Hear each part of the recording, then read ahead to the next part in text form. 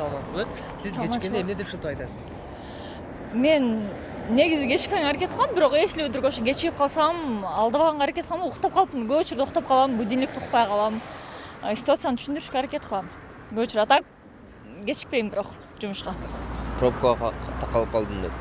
Дагы Каяка кечиккенде? бир жака баратып кечигип калсаңыз эмне деп шылтоо айтасыз?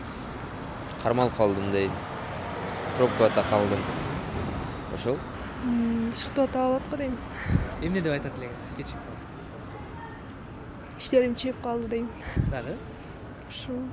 Ооруп калдым дейм да, уктап калдым дейм. Ошол эле.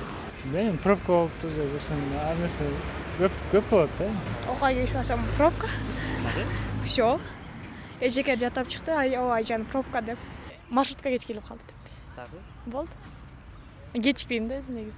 Дайым нетип барам. Уктап калдым. дагы Болду ошол эле. Же тыгын болуп калды. Үйүм узакта дейм да. дагы Ошо. Ишим чыгып калды дейм. дагы Башка шылтоо жок. Мектептен кечигип калсаң, маршрутка келбей калды или уктап калдым деп. Уктап калышы мүмкүн, андай мындай мен реально эле чындыгын айтам.